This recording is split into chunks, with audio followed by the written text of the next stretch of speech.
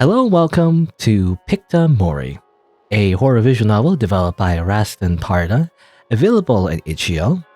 And apparently, this game explores the idea of what will happen if a AI image generator would start predicting people's deaths. I guess we'll see what that means. And I guess this is a horror game, so be forewarned. There's no particular content warnings, but it does say it doesn't have jump scares. So you don't have to worry about that. Apparently, there's no jump scares, just a scary door.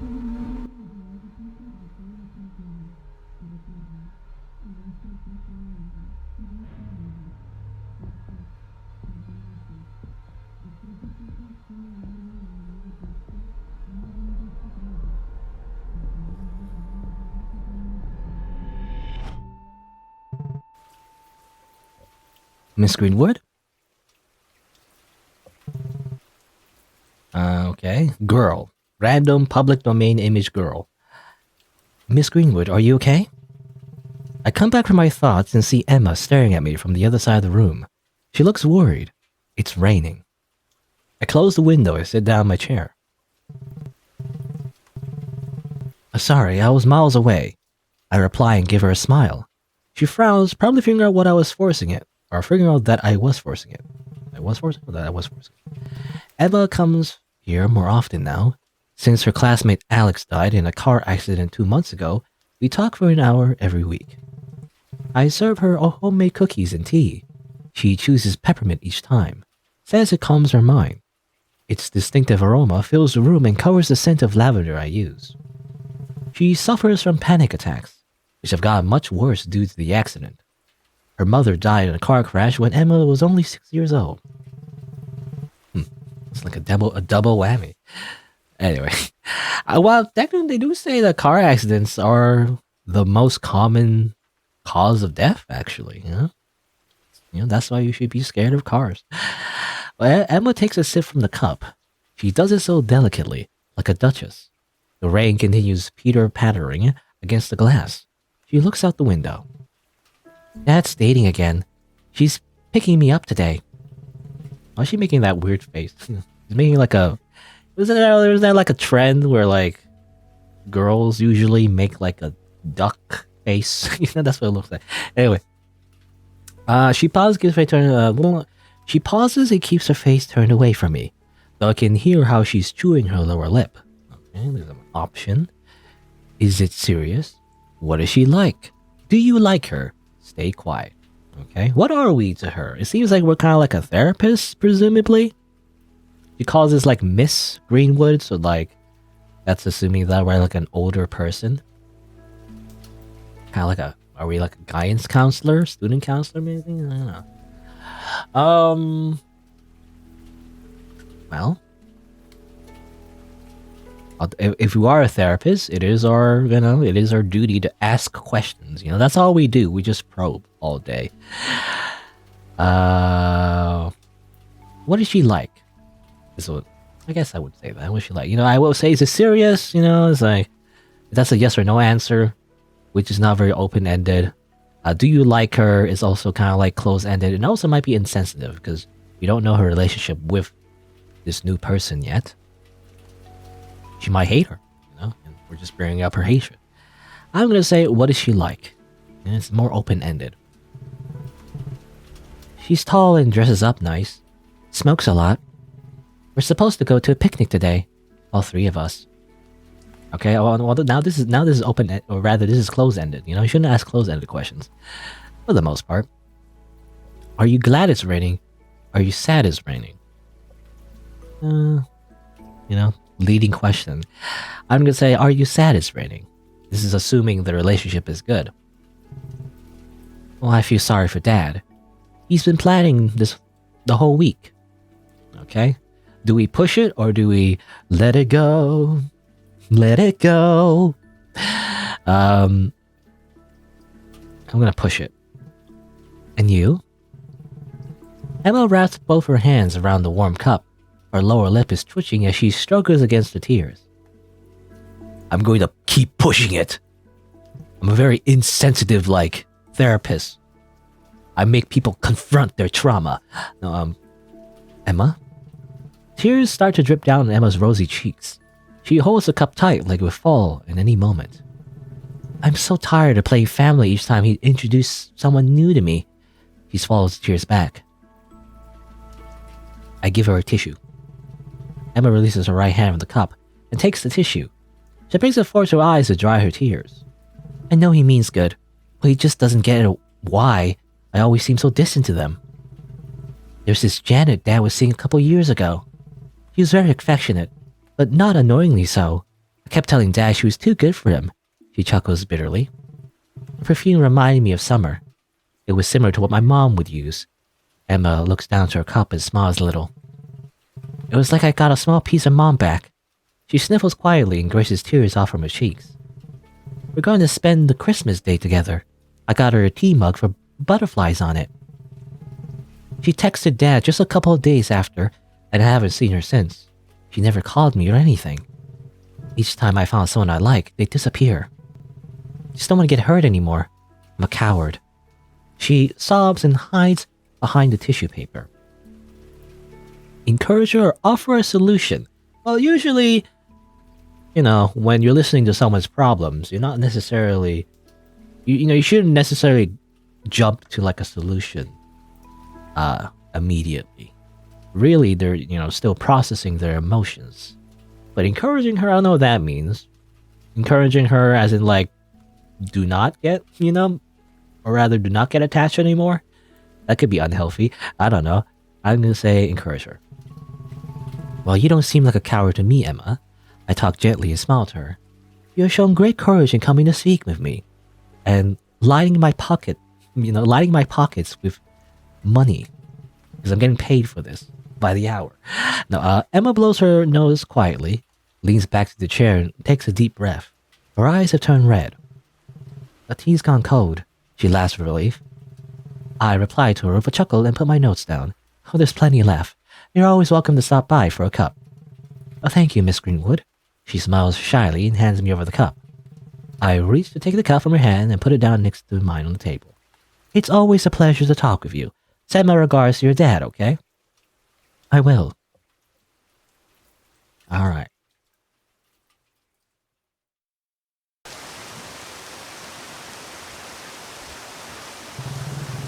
The rain has got worse when I start heading back home from the gym. I live quite close to the city center, so I'm used to walking everywhere. With just a couple of blocks left, I hear my phone buzzing in my bag. Curious to see who would message me this late, I pick up my phone. It's from Lizzie. I was with her at the gym. Okay, Lizzie. Another image, found in public domain. I'm assuming anyway. Some creep was staring at the lobby and left right after you. Check if you're right, XO. Shivers run down my spine and I almost drop the phone. Without stopping, I quickly glance behind me. A tall, broad-shouldered person is following me, likely a man. Although I can't see the features well, due to the rain, I haven't been able to hear the sound of footsteps. Uh-oh. With my hands shaking from cold and terror, I text her back. I'm followed, almost home. Call police. Oh no. I switched GPS on before I stuffed my bag. Or stuffed my bag in my bag? No, I stuffed my phone back in the bag. I go through my options. I could try to run straight to the door, or I could try to lose him. Amidst the buildings? Midst the buildings? I mean, I don't know. I would rush to the door. I use the element of surprise to my advantage and start running. My legs are still burning from spinning class, but I can't slow down. I spin around the corner and dash to the door. The 4-digit access code was recently changed. I haven't fully memorized it yet. Of course, every single time. The chase sequence is like, there's like a door. It's like the one thing, you have to do. You can't do it. So you spend time fumbling around before the monster kills you. My hands shaking from the adrenaline rush, I start pressing the buttons. First 4 numbers and finally hash to confirm. Do I press? I press.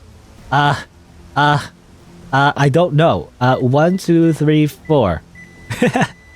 Wrong, obviously. 1, 2, 1, 2.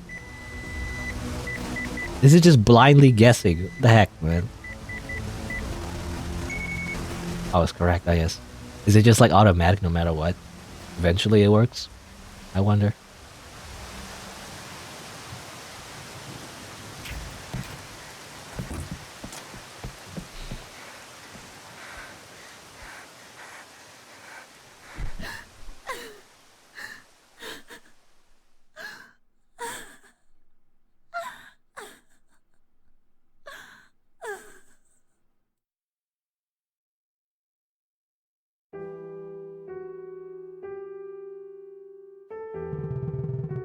The police couldn't find a single trace of the man, but they promised to go through the surveillance cameras in case they caught him on those. I mean, the sad thing about stalking is that usually there's no punishment, really. There's no, unless there's some like real proof.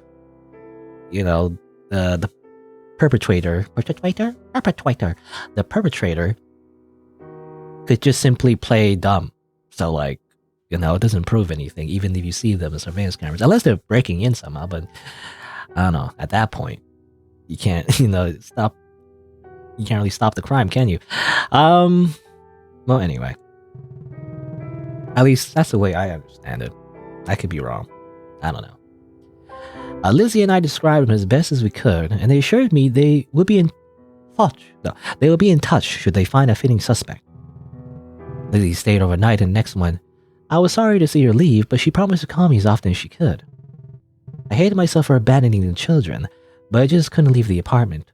I could barely look at the front door without feeling sick. Abandoning the children? What does that mean? I'm not sure what that means exactly. I mean, is that part of her job, maybe? Dad stopped by a few times to bring me groceries and watch TV together. He loves old kung fu movies. It was nice to have him around. He told me he has quit drinking, but could smell whiskey each time he hugged me on the door before leaving. And each time he would ruffle my hair and say, "You'll be alright. You're a fighter. You're Jackie Chan."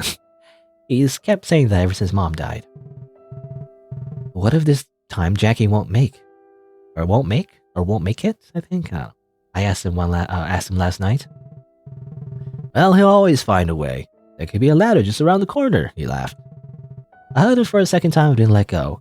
And once I lost sight of his car from the window, I let myself fall down the floor and cried my heart out.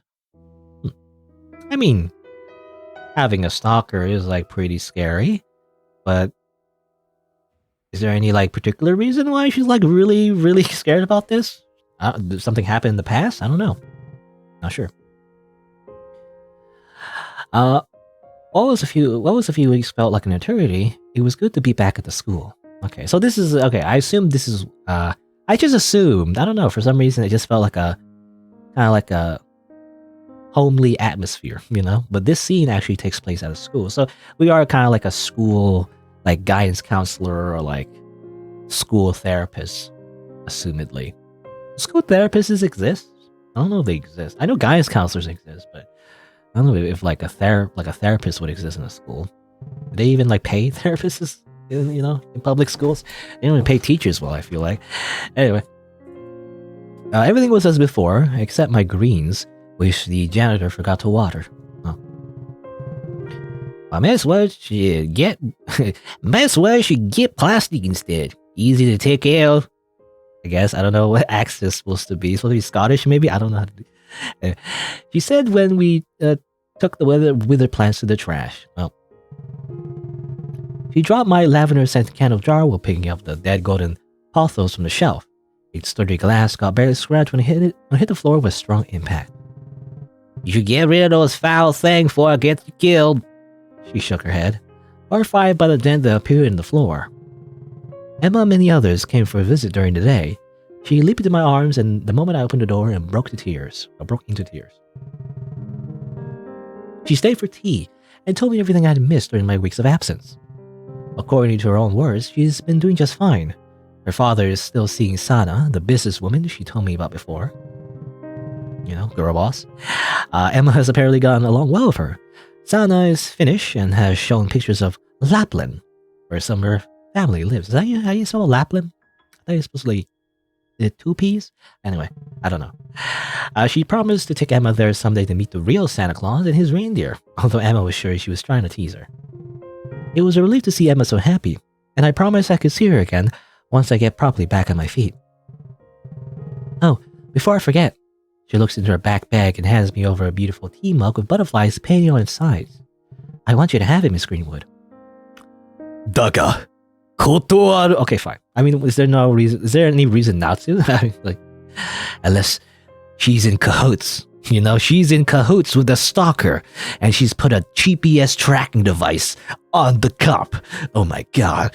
No, okay, fine. I don't know. Just a present. And by the way, our name is Malin. I haven't said the name before, but Malin from Overwatch? No, Malin Greenwood is her name, I guess. It's gorgeous. Thank you so much, Emma. I take the mug from her. I knew you would like it, she smiles. To new beginnings. I raise the mug for a toast. To new beginnings. By afternoon, my desk was overflowing with cards and gifts from the children and the staff. I was getting ready to leave for the day when I heard a knocking at the door. It's open, I called out while packing my things. I'm sorry to bother so late, Miss Greenwood. I can come back tomorrow if you're just leaving. Oh, it's quite all right, Samir. Please come on in. I wish I'm welcome to offer a seat. Samir was one of Alex's closest friends. Samir visited me a few times after the accident, but I hadn't talked to him since. Would you like something to drink? I've got tons of chocolates if you want some. No, I'm fine, he says. Samir walks in and closes the door behind. He seems really anxious. How can I help you? I ask, smiling, keeping a little distance from him. I don't know how to say this, he pauses, but it's been haunting me for months now. Samir takes his phone and turns his screen towards me. Okay. It's a picture of Alex. I have no choice. I have to look away. I feel nauseous. I close my eyes and try to shake it off, but Alex's empty stare has burned into my mind. Put that away, please. Samir follows my request immediately by taking his phone down to his side. God, why would you show me that? Who took it? The police? Where did you even get that? A flood of questions rushes out my mouth. You won't believe this, but Alex sent it to me, only one day before the accident. What do you mean? How is that even possible? Why would Alex do something like this? Photoshop himself like that? My head keeps filling up with questions. It's not Photoshop, Mr. Greenwood. I would know. You know, I'm very experienced in things that are Photoshop, you see. No, it's not Photoshop, Miss Greenwood. Allow me to explain. Alex and I used to read scary stories we found from the internet. One night, Alex came across with this site called Picta Mori. Ah, yes, the name of this video game that we're in. It's one of these AI image generators where artificial intelligence would create a picture based on your description. According to this scary story, if you should enter your own name as a text prompt and send it to the AI exactly 3 a.m., then AI produces a picture of how you would die, Samir explains calmly. Okay, I think I get it. Like Mori. Mori means death, right? Like memento mori. Mori means death in Latin, I think. Anyway. It quickly became an online dare among young people. Shockingly, there are lots of evidence how the predictions have come true. Well, I wouldn't believe him right away. I'd be like, wait, well, are you sure? How do you know if any of them are real? And what about Alex? That picture doesn't prove anything. I went to see his body, Miss Greenwood. Alex was missing his left eye. With all due respect, I would never lie about something like this. I knew he was telling the truth.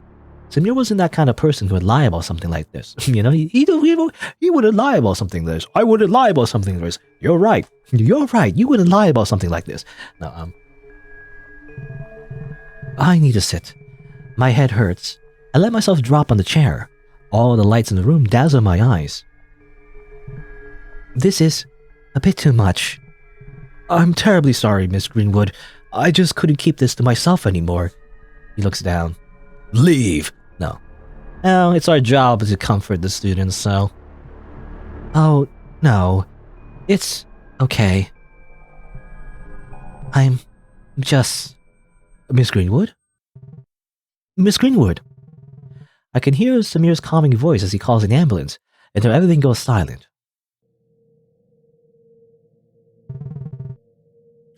Do you have any plans for the weekend? Says somebody, I don't know. I don't know yet. I heard Suzanne is holding a party? Yeah. You're not going? I don't know yet. It could be fun. Yeah.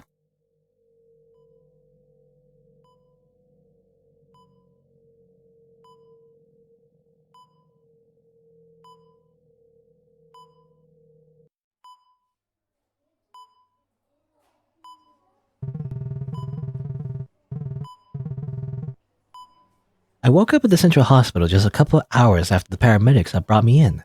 Knowing my condition, the doctor wanted to keep me in monitors overnight. Hospitals have always made me anxious, and staying in for the night felt much like a death sentence to me. I don't know, I'm like the opposite. People are scared of hospitals, but, to be fair, I haven't been to hospitals all that much, really. Very rarely. Once or twice, really. Maybe only once, I don't know. But whenever I see, like, hospitals and, in movies or whatever, I'm not particularly afraid of them. I don't know. It seems nice, actually.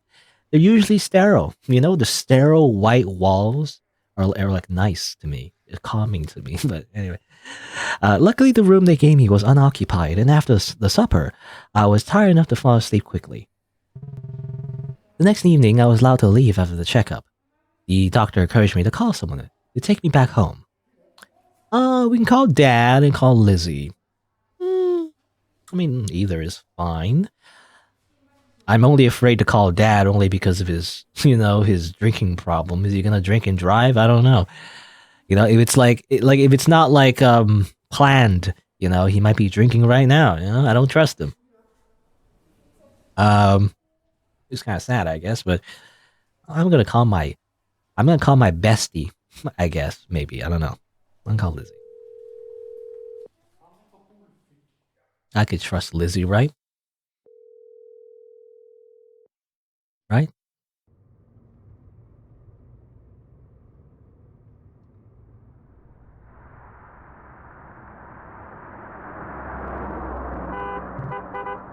Wanker! Arseholes like that shouldn't be driving but a tricycle. Lizzie has the looks of a saint, but she swears like a trooper. How was your day? It was a disaster, Lizzie complains bitterly. I made an ass of myself. What happened? Lizzie sighs heavily. The kids were being obnoxious. She shakes her head in disgust. I thought I planned the perfect lesson, but they just wouldn't listen. So you lost control. Lizzie gives me a look that's equal parts exasperated and irritated. Of course I did. And what did you do? I asked gently. I told them to shut up. What did I say? Did you apologize to them? I press her. Liz shakes her head firmly. No, I'm not sorry. I meant every word. Then you learned something valuable today. You can only take action when you're calm and collected. Who says that? Rumble in Bangkok, 1977. Oh, bugger off, nerd. We look at each other shortly and start laughing. Well, it's good to have your sense of humor back, Lizzie exclaims. Well, don't get used to it. What do you mean? Lizzie looks at me strangely. Sure. Let's tell her. There's nothing you can be hiding from our bestie, I'm assuming. Besties. I've got cancer. Oh wow, that's a shock. That's a big, that's a big deal. Lizzie stops laughing. What? Where? She gasps. Up in the think box, I answer plainly. I was diagnosed back in June, so enjoy my company while you can. Oh my god, she exclaims. Yeah, I know. Well, time to... this is very insensitive. I'm gonna make the joke anyway. Time to shave your head and cook some meth, right? Let's get Emma in on the deal. Let's rent an RV and let's cook It's time to cook, Emma. No, anyway. Are you going to die? It's too early to say for sure, but the doctor said the chances are 50-50. Fuck, that's terrible. I'm really sorry. That's okay. That's the opposite of okay, idiot. He shouts and hits the steering wheel. What about chemo? I'm gonna try the conventional treatment first, which consists of radiation and chemotherapy. If that doesn't work, then we'll talk about surgery. You want to come with you to the hospital? Okay, so that's why she hates hospitals. Makes sense. Sure. How can we say no? That'll be great, I respond. I feel more comfortable if you were there. Lizzie nods and looks down the road again. It started to snow. We're both silent for a moment. This sounds weird, but if you looked at the future how you die, would you do it? No, absolutely not. I hate death. Would you? I don't know. Maybe. If you knew what your death was going to like, it might make things easier for you. I doubt it. What if it was going to end tomorrow, and you had a chance to spend your last day alive doing whatever you wanted? Well, I'd probably sleep until noon and then go out for lunch. Ask her out or let it slip? What do you mean, let it slip? I don't know what that means. I'm going to ask her out. Is it a date? What? Your last day on Earth. Oh, will you have dinner together? Oh, sure, she answers without hesitation. Can you tell me what will happen after that? I'll show you. She smirks and pulls the car over to the side.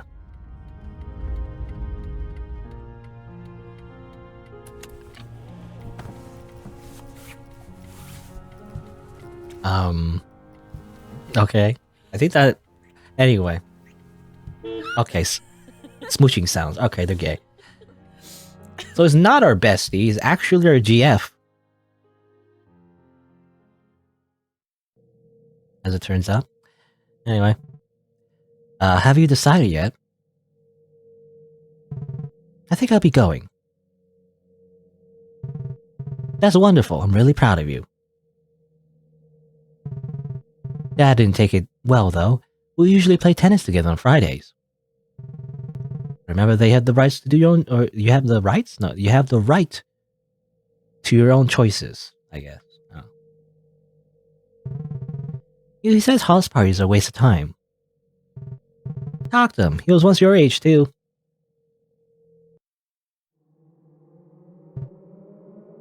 Alex?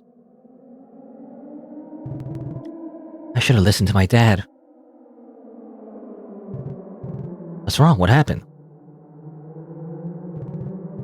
I made my own choice just like he told me to, and look what it did to me. Alex? Where are you? I can't see you. I'm right here, Miss Greenwood. These are some strange dreams. I don't know who's talking, really. Something about Alex? Look at me. Hey, it's Alex. There's some spaghetti sauce on his face. I wake up covered in sweat and with a terrible headache. Lizzie is sleeping soundly next to me like nothing happened. I kiss her on the forehead before I get out of bed quietly and putting on my dressing gown. I look for the painkillers on the nightstand. The alarm clock glows its gloomy green light and tells me it's 2:43 a.m. I grab the pills and swallow them down without water. I never do that. That's like really hard to do. For me, I gotta have water. They get stuck in my throat and make me cough. Lizzie stirs but doesn't wake up. My stomach feels queasy, and my head keeps pounding until the painkillers start working. Only 15 minutes left. There's an eerie silence in my apartment. I feel scared every time I hear a noise outside. I want to go back to sleep, but I can't stop thinking about that cursed website. What if it's true? What if I could know what will be the end of me? Oh, and what if knowing it scares me so much that it makes things worse? A wave of panic washes over me, and I sit on the edge of the bed, gripping my knees while I watch the clock. Less than 10 minutes now. I take deep breaths and squeeze my eyes shut. I picture myself lying on a hospital bed with my head shaven and tubes attached everywhere. I need to know. I have to find out. I go quietly to the living room where my laptop is, my hand shaking as I open the lid. Is this really gonna help? Would knowing my fate make things better or worse? Will it change anything? I can't just choose not to know. I opened the browser and typed the address in the search bar. That's the name of the game. You gotta use it. You gotta use the Picta Mori. The page loads and I'm greeted by an ominous picture and a warning. This website contains material which may be inappropriate for some users. Do you wish to proceed?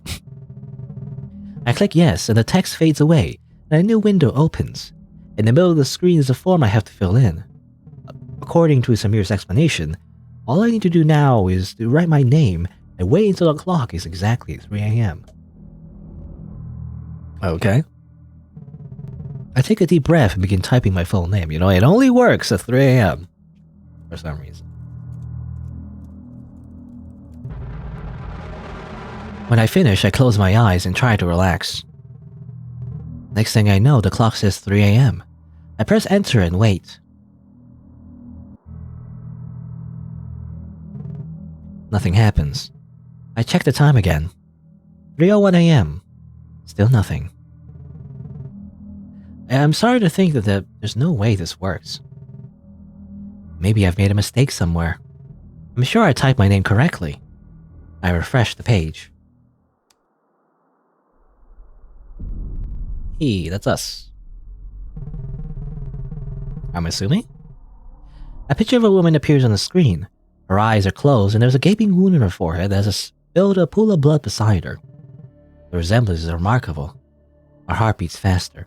I mean, isn't this just the same image as Alex's? You know, it's like you put your name at 3 a.m. on this website and that just simply activates the isekai truck, you see. You know?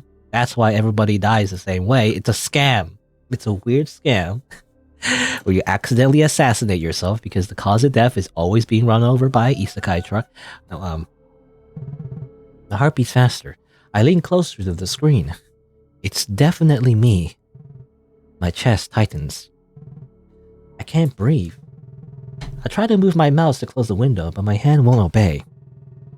I keep staring at the picture of me, and I can't tear my gaze away. I'm terrified. I don't understand it. Why would this be me? How did they get a picture of me? No. Something isn't right. There's a high-pitched ringing in my ears, and my vision starts to blur. I can barely see the screen anymore. I shake my head to clear it and close my eyes. Zoom, enhance. That horrible image flashes from my mind and makes me feel nauseous. My head feels like someone is twisting a knife inside it. Please, make it stop. I cry out loud and desperately throw my laptop aside as a loud scream. It crashes against the floor and the monitor turns off.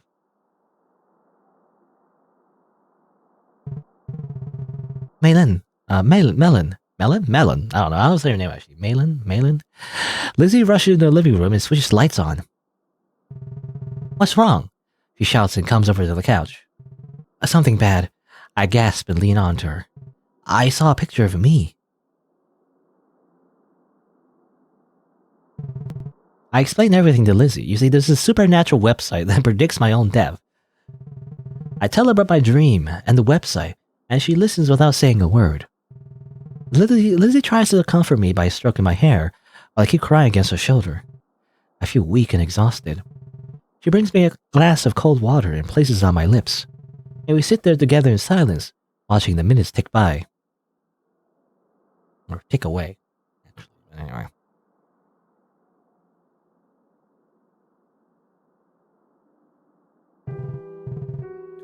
When I come around, it's already morning. I curl up in a ball on the couch and try to ignore the throbbing in my temples. My laptop lies broken in the carpet, reminding me of what happened last night. Lizzie comes from the kitchen, carrying a tray of coffee and toast. I nod nimbly. What? I nod nimbly, I think is what that's supposed to be, and take a sip of the bitter liquid. Is it that bad? She asks, looking worried. I shake my head. No, it's just... She sits next to me and rests her cheek on my shoulder. I feel her warm fingers caressing my wrist. You'll be okay, she whispers. Her touch calms me down a little. I wrap my arms around her and rest my head in the crook of her neck. I'm sorry I woke you up. I whisper. Don't worry about it. She strokes my hair softly and kisses my forehead. She promises to give me a lift later back to school to pick up my things left there.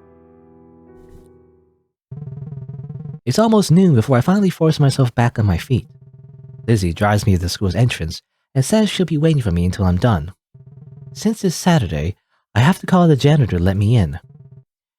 You keek peely-wally. I don't know how to do this accent.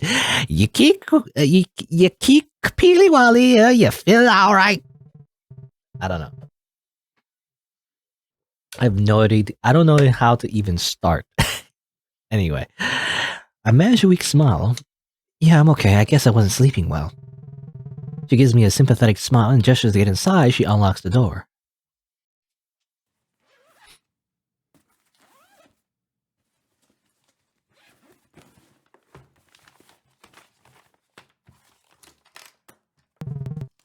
That should be everything.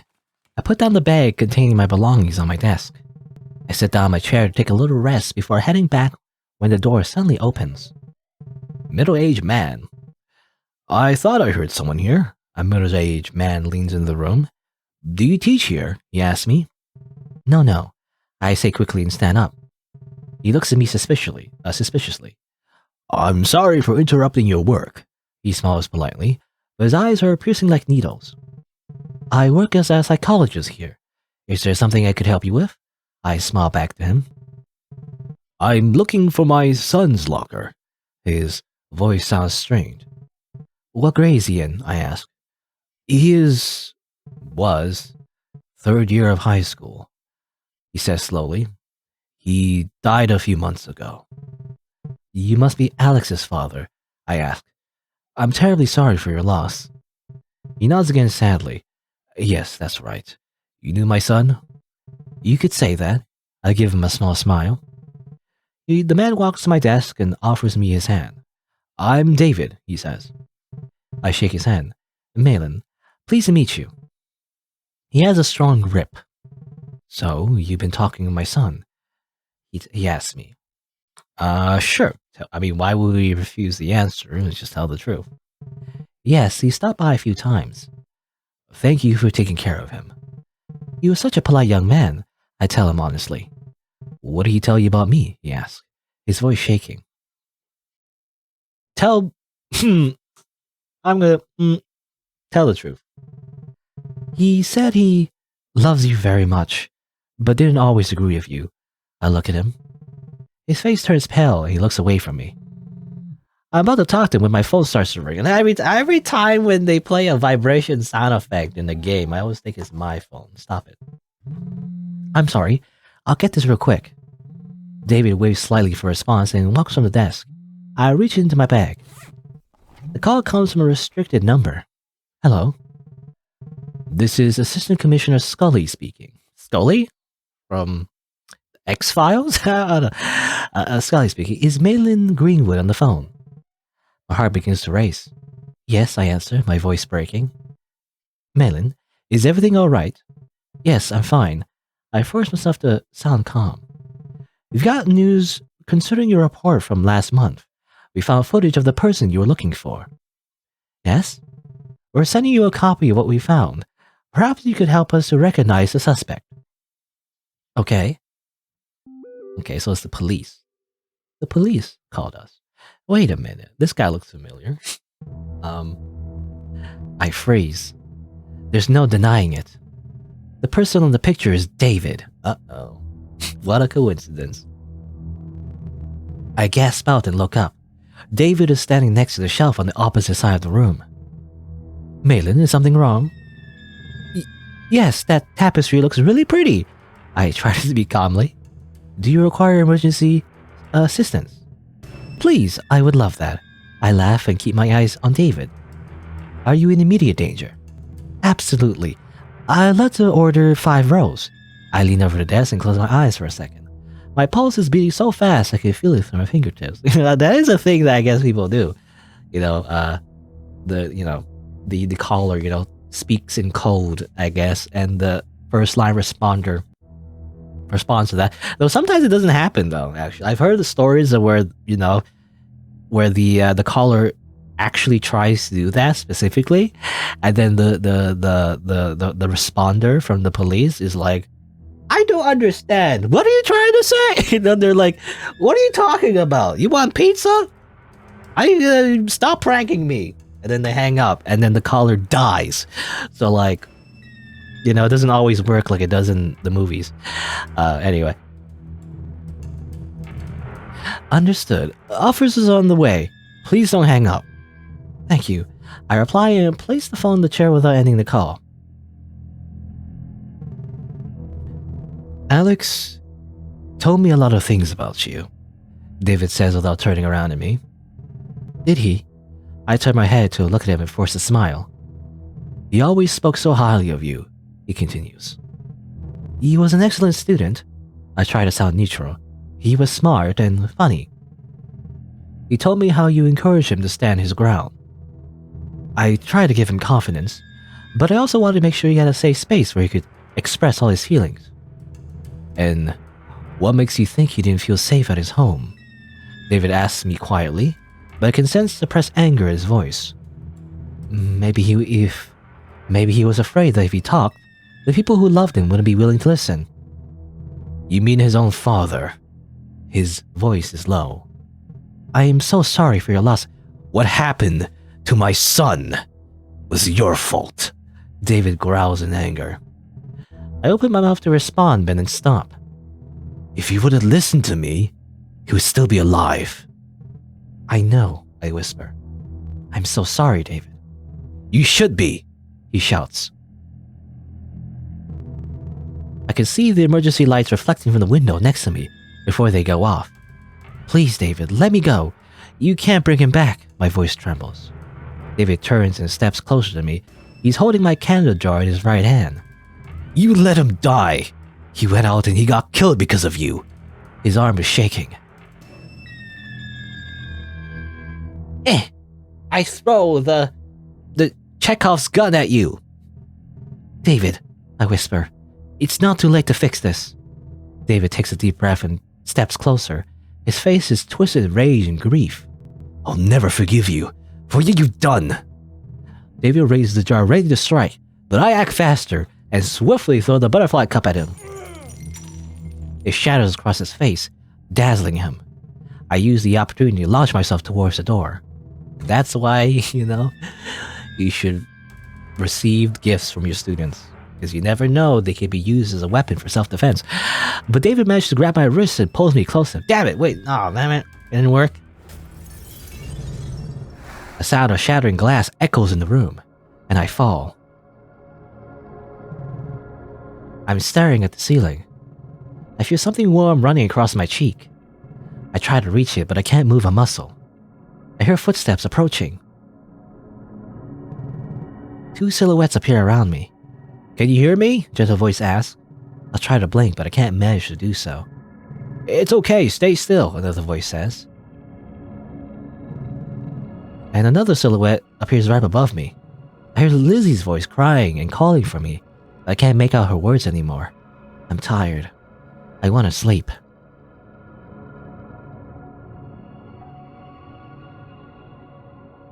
I guess we die. I guess the prediction was right. We die because he fucking throws us off the building. And then we die from, falling. It's been cloudy since November, but the sun on New Year's Day is shining brightly. The rays of sunlight are like a warm greeting from heaven. The fresh air of this winter morning feels warm. I walk along a familiar path to the cemetery and kneel down next to a grave. I dust the snow off the headstone and press my hand gently against a small bronze angel's sculpture fixed to the front side of the stone. Happy New Year, Mom, I tell her with a smile. After cleaning up the grave, I continue walking towards the center of the graveyard. There's one more visit this year. Once I approach the grave, I notice a familiar figure standing beside it. Her long red hair is blowing in the wind. She looks like an angel in her white winter coat. She turns around at the sound of my footsteps and smiles sadly. I remember you from the hospital. Emma, right? Okay, we're playing as Emma. Yes, I'm Elizabeth, but you can call me Lizzie. We shake hands. Her hand feels warm despite the cold weather. Nice to meet you, Lizzie. Nice to finally meet you after everything Malin has told about you. She smiles. How's she doing? I ask nervously. Why don't you ask her yourself? Lizzie winks and gestures at me to turn around. My heart skips a beat. Happy New Year, Emma. Okay. What? That's creepy. Because isn't she supposed to be dead? But like she's not though? Maybe she's not though. Maybe that was like a debate. Maybe that was a debate. You know, where like we were heading towards that gravestone, but like it wasn't Malin's gravestone actually. You know, I think it tricked us. So Malin did survive. I'm assuming, you know? Maybe it wasn't that long of a fall, and she did actually survive past her like prediction from the AI image generator, and then, you know, and she lived, I think. That's what happened. There you go. I felt like a good ending. I don't know.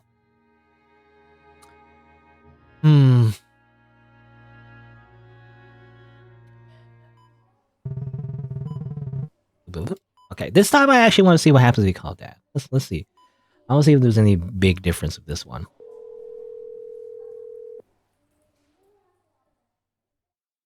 Instead of calling Lizzie this time, let's just call Dad. You know, I don't know if that affects the timeline somehow. It'd be interesting if it did. All right, Sean. That's her dad, I guess. It's all computer made these days. Dad sighs heavily. The old fight scenes were so much better than what we see on screens today. I nod while looking out the window. The sky is covered with dark clouds. Looks like it will rain soon. I reply. Dad always talks about old movies. We're together to avoid conversations that could lead to an argument or things that will make him sad. I remember watching Enter the Dragon in 1973.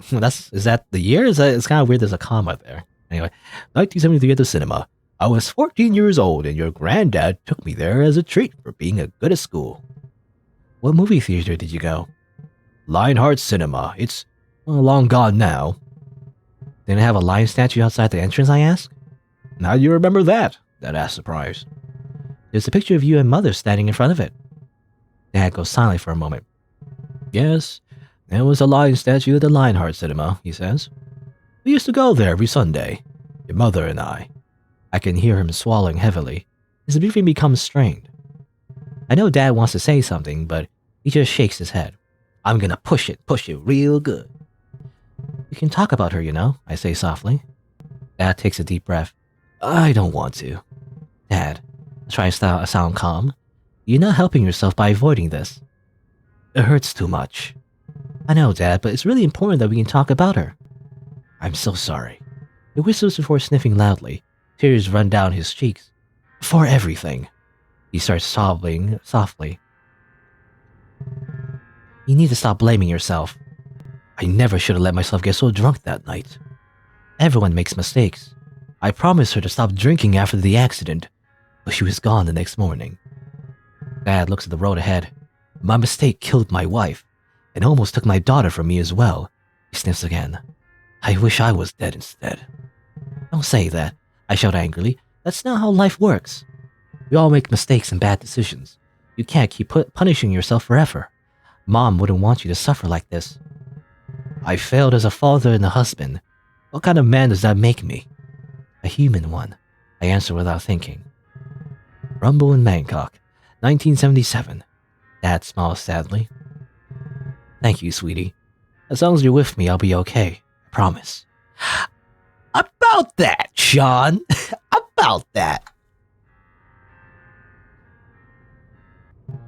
Dad, I've got cancer. He looks at me in shock and pulls the car over to the side. We look at each other in silence. You know, we didn't even tell Dad. I guess we didn't even tell Lizzie. We didn't even tell Dad. When did you find out? He finally asks and tries not to cry. I started as a headache a few months ago. They checked me and found a tumor in my brainstem. We're going to try the conventional treatment first, which consists of radiation and chemotherapy. If that doesn't work, then we'll talk about surgery. Dad leans over to me and hugs me tightly.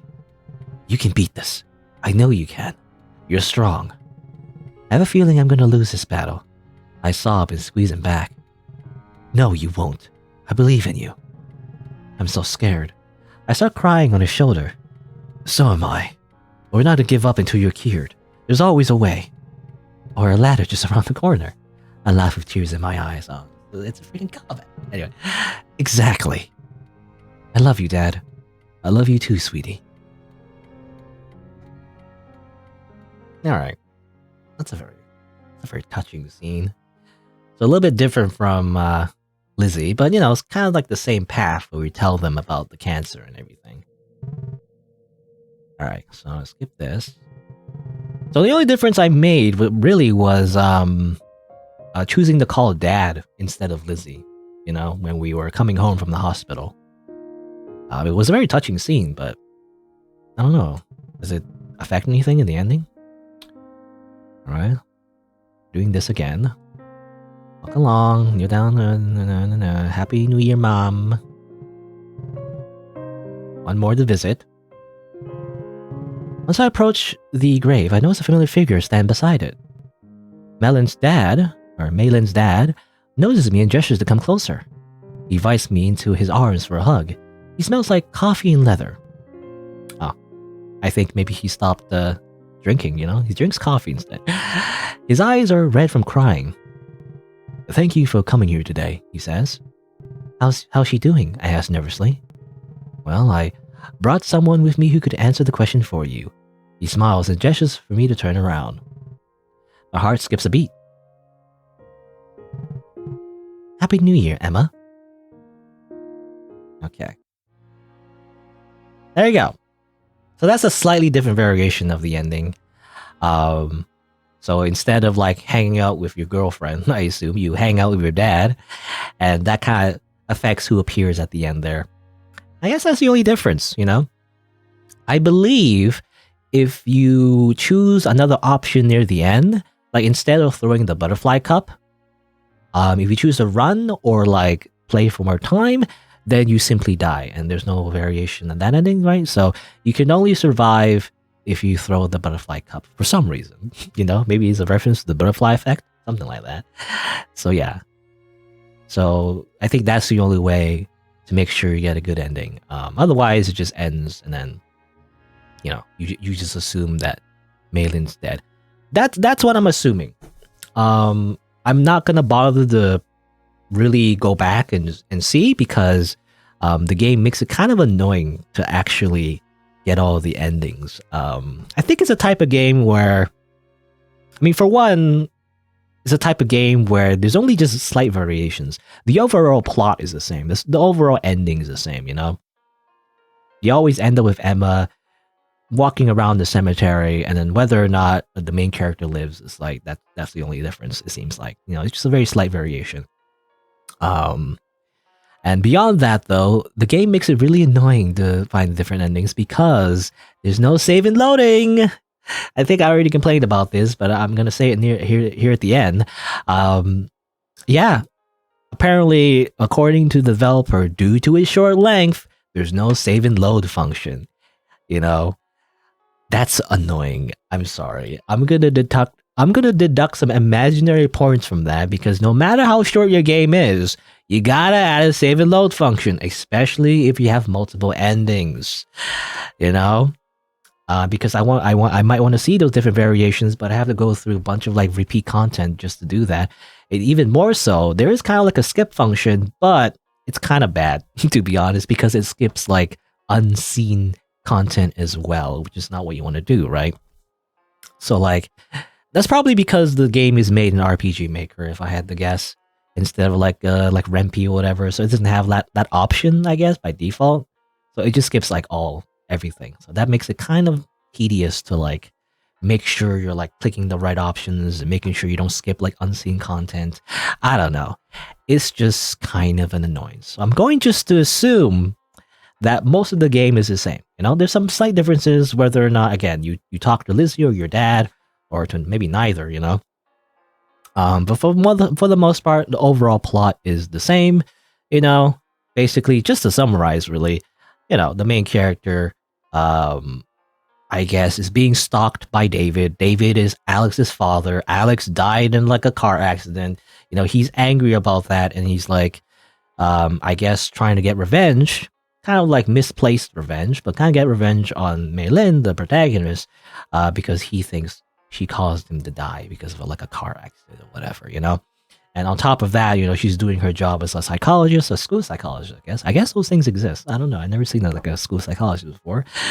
But, she's also doing her thing, dealing with students, and they're getting over the trauma and everything. And, on top of that, even, she has cancer. That's like a lot of things happening. A lot of like tragedy, really. Yeah. But near the end, David tries to kill her, and whether or not she survives, I guess, it's kind of based on the butterfly cup. I guess it's like, I guess if you do a good job at the beginning, you get a butterfly cup, and that somehow lets you live. I guess there's no practical reason why you would live, but like I guess it's just like karma. I guess if you help out Emma enough, then that somehow makes you survive. I'm assuming that's what it is. Again, I haven't really thoroughly explored everything. I'm assuming if you don't use the butterfly cup, then you die. That's what it seemed like anyway.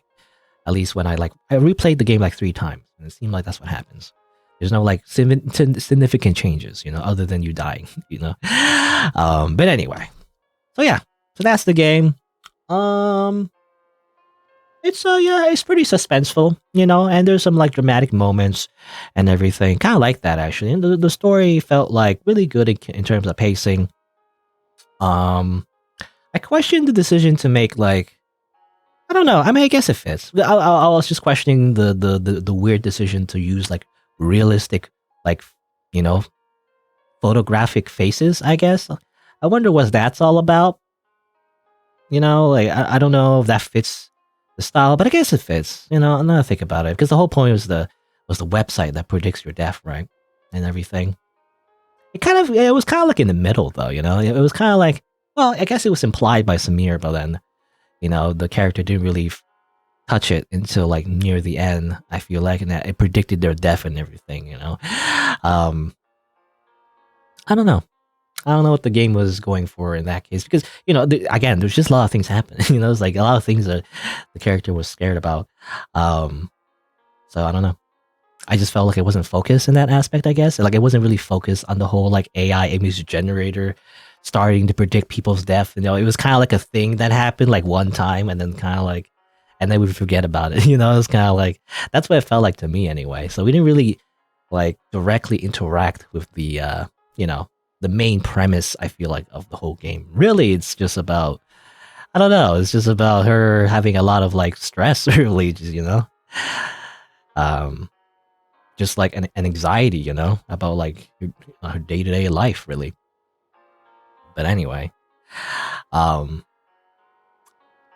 anyway, what am I trying to say? It was an interesting story. Again, I think I'll probably, I usually don't do this, but I probably will not check out every little ending, because I don't think the differences matter that much. If you're curious, you can check it out yourself, or maybe someone else could do like a playthrough where they find all the endings, but I probably won't, I think the two main things, whether or not you talk to your dad or Lizzie, near the end, I think that's the biggest change I feel like in the story. But otherwise, kind of ends the same anyway, But there you go. The only thing I would say about this game, I guess, I don't know how I describe this game. It wasn't all that scary, to be honest. It just felt more like anxiety simulator, That's what it felt like. She was just like, a lot of bad things happened to her, I have to say. And like all at once. And like, it just felt like, I don't know. It just felt like suspenseful, kind of like normal, really. Normal, like not normal as in like everything's fine, but normal as in like it's just kind of realistic, I guess.